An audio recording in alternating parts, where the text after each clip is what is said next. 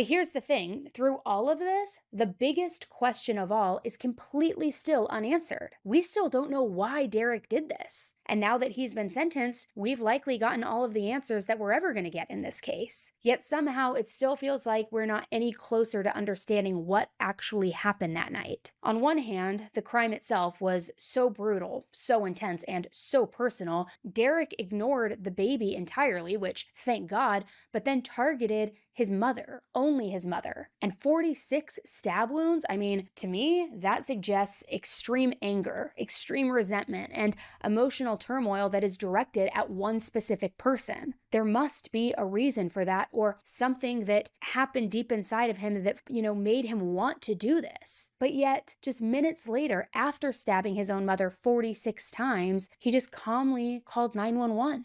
And turned himself in. He never even tried to hide what he did. He gave a full confession, and he described the murder in graphic detail. But then when it came to motive, he just shut down completely. Not once, but every single time he was asked. Now, I will say that I agree that Derek wasn't really in a state of mind to be interrogated, and I do wish that he had been allowed to have his father or his grandmother or a child advocate in the room with him, given just how young he was. But still, why did he freeze up specifically when asked why? Is it because there is no answer? There is no why? He was truly just obsessed with blood, gore, and death, so there's no explanation? I don't know, because his reaction, it tells me that there is something there, some reason that maybe he's embarrassed about or is afraid to say or maybe just can't find the words for. Plus, there's the fact that so many of the obvious explanations, abuse in the home, a mental health crisis, ongoing conflict with his mother, those have already been ruled out. So with all of the logical motives out of the question and Derek still holding something back, I can understand why people have wondered whether someone else might have been involved in this, someone that maybe Derek is covering for. But I also will be honest, at the same time, I don't think that the evidence supports that theory. Everything we know suggests that his stepfather really was out of state at the time. And as for the claims that Frank moved on too quickly,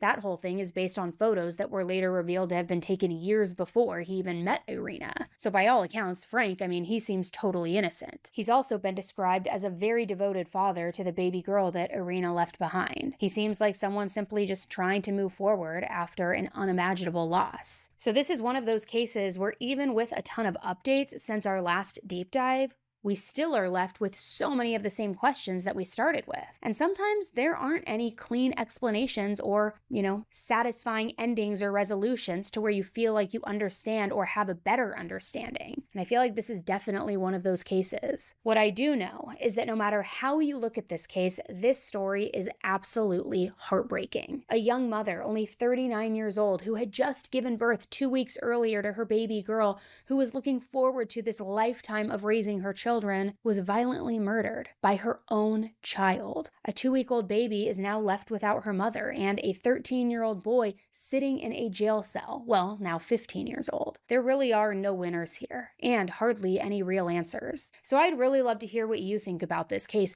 Do you see where the defense was going with the stepfather theory? Or do you believe that this was entirely Derek? And if it was, why? What do you think could have driven him to do something like this? Something so callous, so brutal, so personal. Let me know your thoughts in the comment section on YouTube or the Q&A section on Spotify. And before you go, don't forget to hit the subscribe button on YouTube or the follow button if you're listening to this on your podcast app. I'm Annie Elise, and as always, thank you for tuning in to another episode of 10 to Life. Until the next one, stay safe.